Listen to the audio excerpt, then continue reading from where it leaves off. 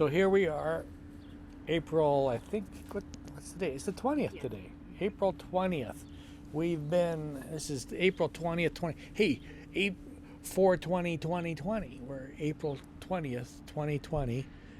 We've been in lockdown for a little over a month here in Canada. And I just had there was this really interesting piece by Mark Andreessen, who was talking about how we've lost our ability to build. And he goes through in great detail about the fact that, how is it that with all this so-called, we don't have a problem with money. We have lots of money the governments are able to find money. We are able to build aircraft and stuff like that, and we have manufacturing, but we're not manufacturing here. We're not manufacturing in North America. And he said, what's the problem? He says he thinks the problem is desire. We need to want these things. The problem is inertia we have to overcome. And fundamentally, we need to build these things.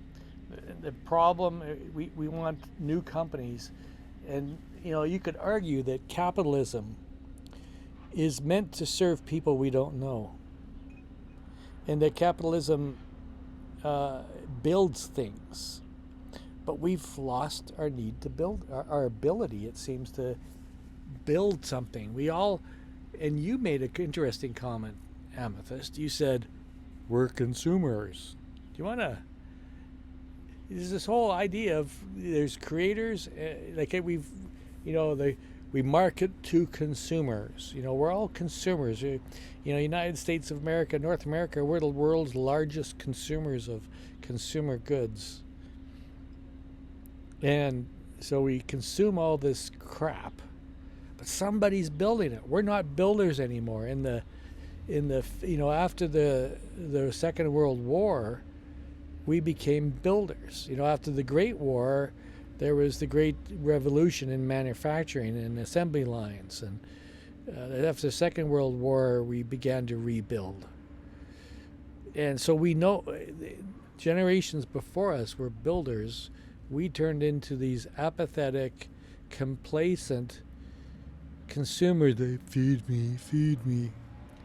I think this is an opportunity, though, going through this crisis with COVID-19. I think now everybody has to get a little creative and start thinking about outside the box, and maybe switch from being consumers to being creators. Because that's the only way we're going to get anything to happen, is when we start creating. Because if we're just going to sit and coast, right, we're going to coast and consume, staying in our comfort zone, then how are we going to get anything done? So we need more innovators. We need more people thinking forward and not sitting around whining that soon enough things are going to go back to normal. Because what is the new normal? If we get into creating, what's the new normal? This is an opportunity for us to take what wasn't working and make it work for once, because now everybody's cooperating. Right. So instead of sitting around bemoaning about the fact you didn't get your stimulus check, or you didn't get any government support during this time, what are you going to do about it? The fabulous thing is that creators are supremely present.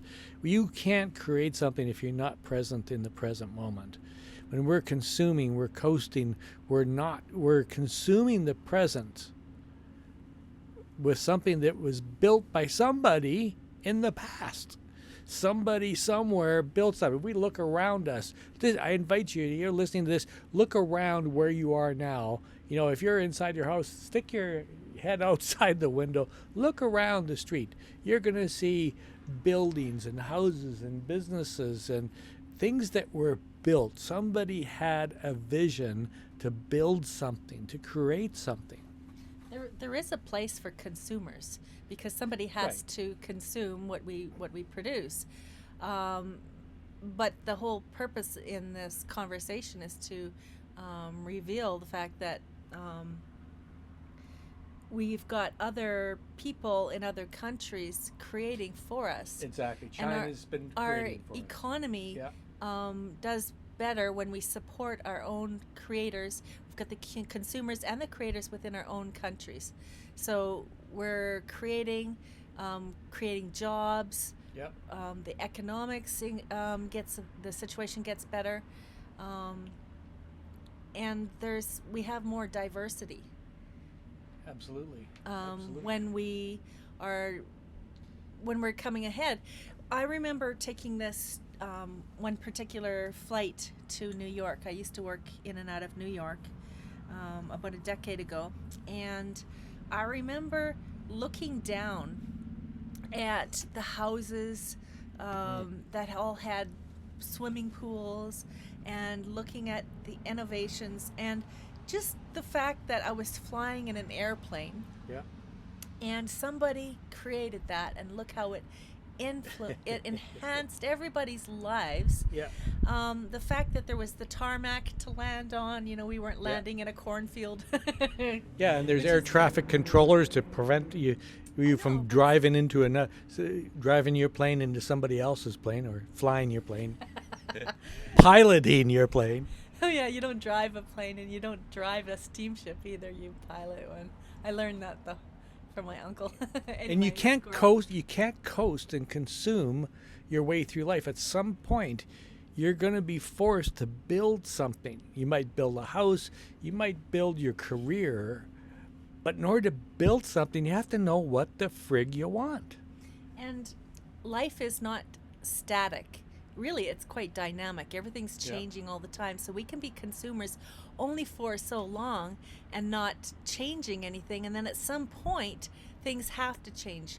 And we have to become very creative and innovative in order to change things so that we can be consumers again. So it's like this little loop, create, consume, create, consume. But I mean, if all it is consume, then the economy goes, Right. it goes kaput.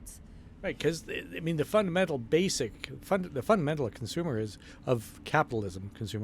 The fundamental of capitalism is you see a need and you fill it. Capitalism is a way for us to serve people we've never met. That's really the truth. So, what are you going to build? What do you want to build? What are your skills? What are your talents? What's your passion? What's your interest? What can you do to build something for yourself or for other people that's going to add value and improve the quality of their life in some way? And the only way you could figure this out is if you stay in the learning curve and you follow your curiosity. When you take action, you look at the feedback and decide whether or not it got you where you wanted it to go. And if not, then you become flexible and you try again and become adaptable until you finally learn your way out of it and you can make things better. So maybe your business isn't flourishing right now. But there have been many people who have become extremely creative, and they're still keeping their business going because they have changed the service that's available.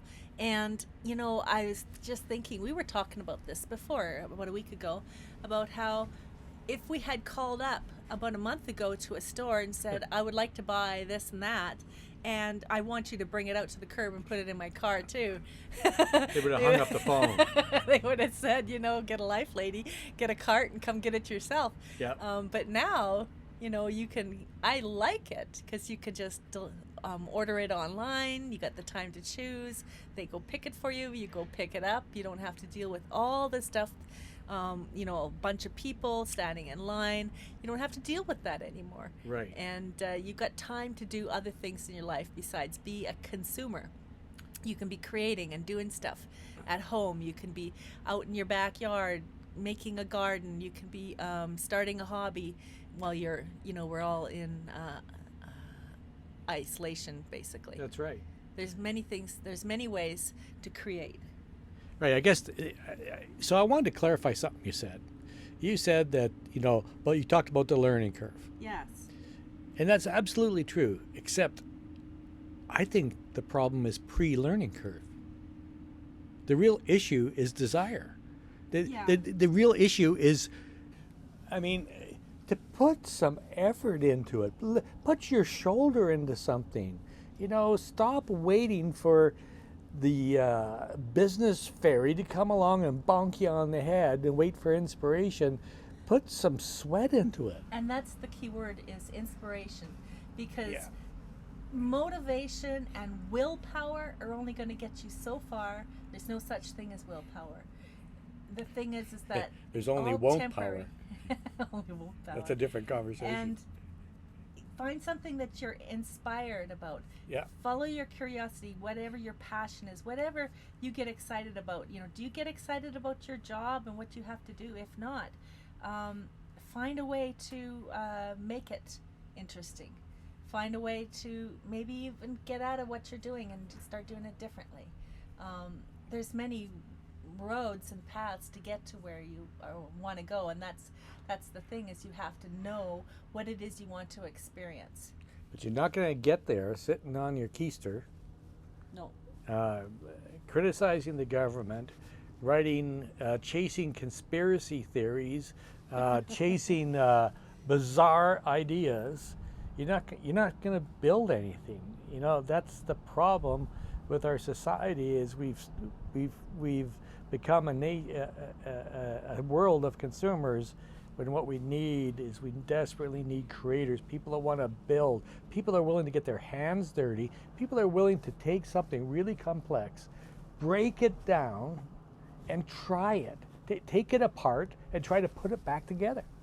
You know, I've heard a lot of criticism from a lot of ageism about how the older generations have ruined the earth.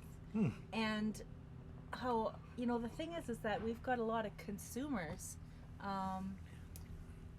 in the younger generations, and the older generations are what created the economy. That's why the younger ones have jobs. That's why they have universities. That's why they have computers for them to consume with. Yeah. Now, I'm not saying that they're not innovators. I'm sure there's lots of innovators, of course. You know, it's a new age now. Things are different in technology.